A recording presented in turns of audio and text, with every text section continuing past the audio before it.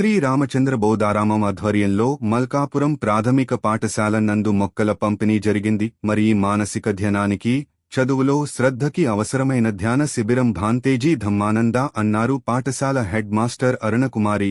విద్యార్థులు భంటేజీ ధమ్మానంద కలిసి మొక్కలు నాటడం జరిగింది. ఈ కార్యక్రమంలో శ్రీ రామచంద్ర బోధరామం ఆధ్వర్యంలో జరిగినవి అని తెలిపారు. శ్రీ రామచంద్ర బోధారామం ఆధ్వర్యంలో మల్కాపురం ప్రాథమిక పాఠశాల నందు మొక్కల పంపిణీ జరిగింది. మరి మానసిక ధ్యానానికి, చదువులో శ్రద్ధకి అవసరమైన ధ్యాన శిబిరం భాంతేజీ ధమ్మానంద అన్నారు పాఠశాల హెడ్ మాస్టర్ అరుణకుమారి. విద్యార్థులు భంటేజీ ధమ్మానంద కలిసి మొక్కలు నాటడం జరిగింది. ఈ కార్యక్రమంలో శ్రీ రామచంద్ర బోధరామం ఆధ్వర్యంలో జరిగినవి అని తెలిపారు.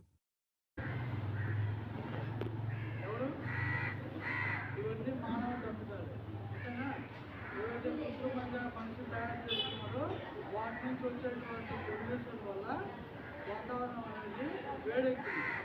సో వాటిని ఏమంటారంటే గ్రీన్ హౌస్ గ్యాసెస్ అంటారు.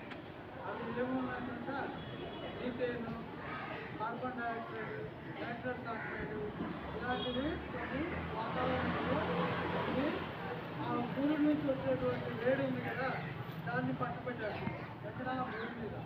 దానివల్ల భూమి అనేది వేడెక్కిపోయింది. వేడెక్కితే ఋతుకోణాల గమనం మారిపోతుంది, సీజన్స్ మారిపోతుంది.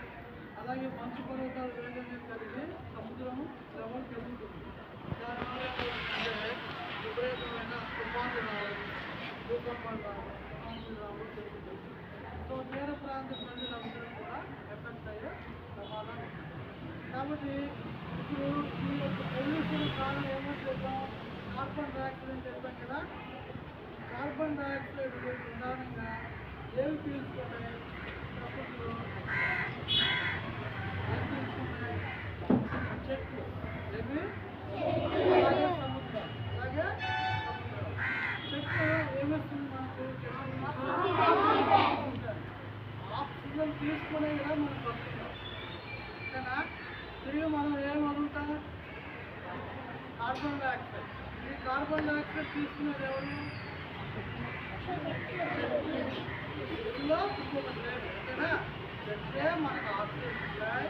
తిరిగి మనం వచ్చిన కార్బన్ డైఆక్సైడ్ని చెట్లు తీసుకుంటాయి. చెట్లు ఇంకా ఏమేమి ఇస్తాయి? గాయకులు, ఓట్లు, ఓకేనా? ప్రకృతిని సంతులనం చేయడం, వాతావరణ కాలుష్యాన్ని తగ్గించడం. మొన్న ఎండలు ఎలా పెరిగాయి? 50 డిగ్రీల సెంటీగ్రేడ్ వస్తుందా? అప్పుడు ఉక్కపోత వచ్చిందో ఆ ఎండలో వెళ్ళేటప్పుడు దేనికోసం పరిగెత్తాలి? నేనే కావాలి. మరి ఈ మనుషులు ఏంటంటే స్వార్థంతో అడవులు నరికేయడం, చెట్లను అకాలంగా నరికేయడం, దీనివల్ల ఏమైందంటే పొల్యూషన్ ఇంకా పెరిగిపోయి కాబట్టి పొల్యూషన్ పెరగాలంటే ఏం నాటుకోవాలి? చెట్లు నాటుకోవాల్సిన అలాగే వాహనాలని పొల్యూషన్ లేకుండా ఎలక్ట్రిక్ వాహనాలు, సోలార్ వాహనాలు అనేటువంటివి. సరేనా? సో ప్రధానికి మొక్కలు వేసుకుంటున్నాం.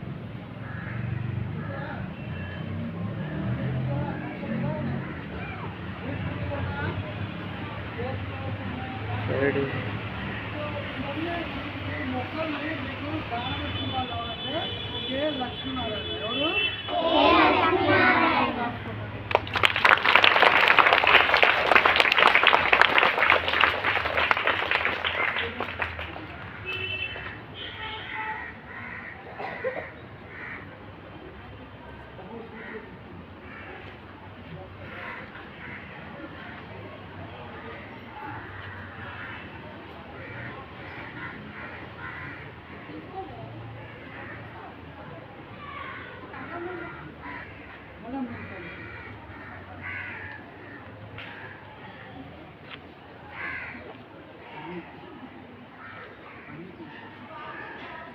మన Malkapuram GMC primary school administration అయినటువంటి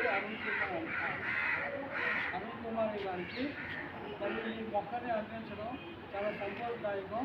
ఈ కార్యక్రమం శ్రీ రామచంద్ర బౌద్ధారాం ఇండస్ట్రియల్ కాలనీలో ఉంది. దాని ఆధ్వర్యంలో మనం ఈ మొక్కలు ఇస్తున్నాం. ఈ మొక్కల్ని దానం చేసిన వాళ్ళు కే లక్ష్మీనారాయణ. వాళ్ళు నా భవిష్యత్తు సో వాళ్ళ తరఫున ఈ మొక్కల్ని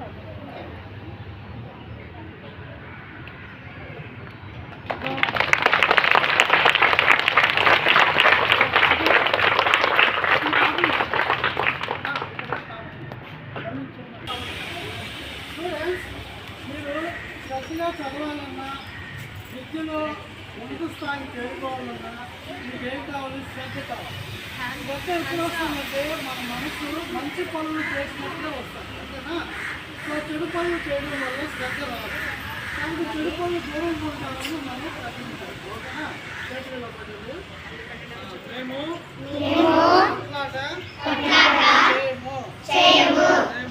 మేము అబద్ధము చెప్పము. మేము మాకు చంద్రదాన్ని బలవంతంగా తీసుకోము. మేము చెడు పనులు చేయము. మేము మా శరీరానికి హాని చేసే చెడు పదార్థాలు సేవించము. పర్యావరణ పరిరక్షణకై మొక్కలు నాటి వాటిని సంరక్షించి సుఖమైన జీవనం ప్రతిజ్ఞ చేస్తున్నాం.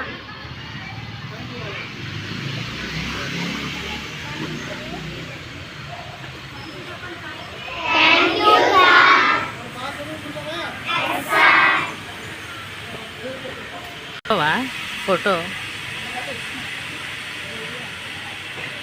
స్కూల్కి మెడిటేషన్ క్యాంప్ కూడా నిర్వహిస్తుంది. ఏంటి మెడిటేషన్? ఎందుకు తెలియదు. ఇప్పుడు మీకు సాధారణంగా కలుగు చేస్తుంది, జ్వరం వస్తుంది, ఏదో శారీరక బాధ వస్తుంది అవునా? వాటన్నిటికి ఎక్కడికి వెళ్తారు మీరు? డాక్టర్ దగ్గరికి వెళ్తారు. ఆయన ట్రీట్మెంట్ ఇస్తే మెడిసిన్ తీసుకొని క్యూర్ అవుతారు.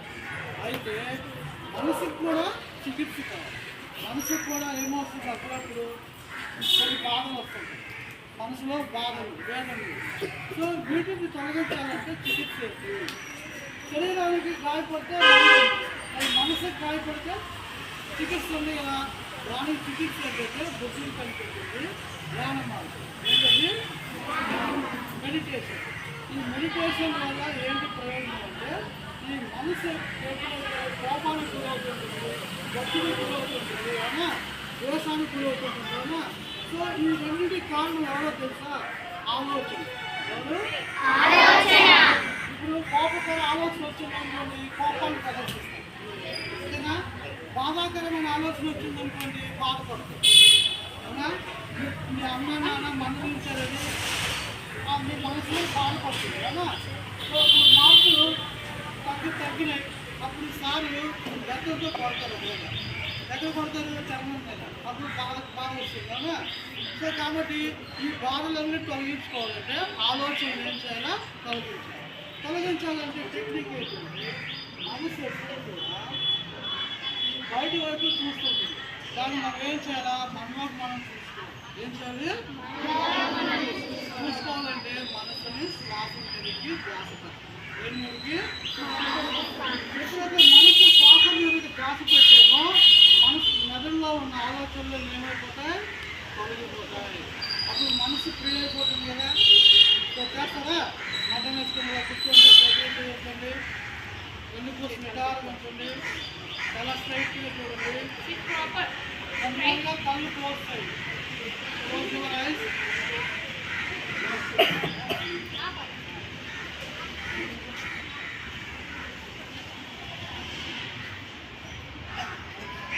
వెన్ను చెల్లించడా? వెన్నుపూసి నిదానం ఉంచండి, చాలా స్ట్రైట్గా చూడండి. ఇప్పుడు కళ్ళు మూసేది.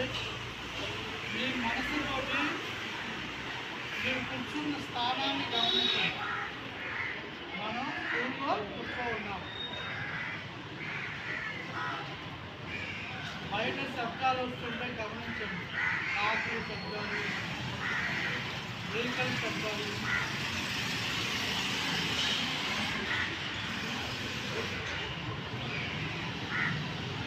ఇప్పుడు నెమ్మదిగా శ్వాసను లోనికి పీల్చండి. Deep sleep. Take a deep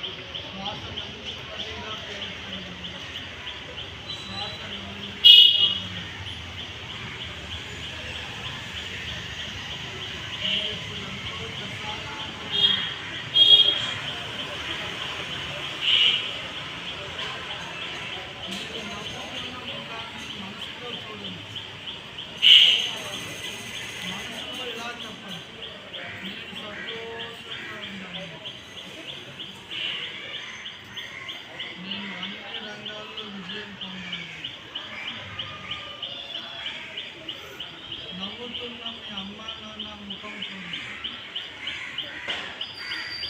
వాళ్ళు సంతోషంగా ఉన్నారు. వాళ్ళు అన్ని రంగాల్లో విజయం పొందారు.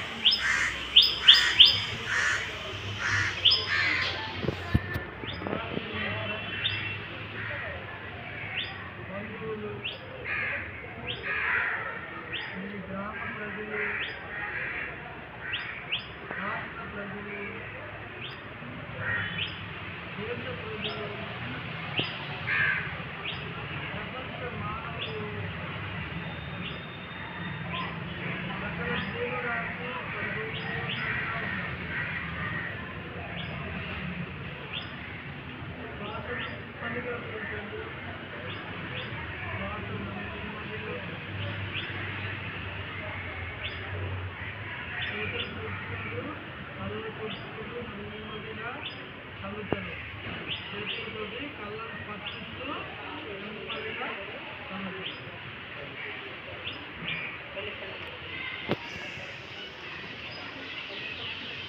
ఎలా ఫీల్ అయ్యారు? ఎలా ఉంది ధ్యానం యొక్క అనుభూతి? చక్కగా ఉందా? ఇప్పుడు అంత ప్రశాంతంగా ఉన్నారు కదా? మీ మేనేజర్ చెప్పినట్టు చెప్తున్నారా? ఒకటి పడగా చక్కగా పెద్ద పెట్టి పాఠాలు వినండి. ఓకే, మంచిగా చదువుకోండి. ఓకే, అమ్మ నాన్న మంచి పేరు తీసుకోవాలి. సరేనా?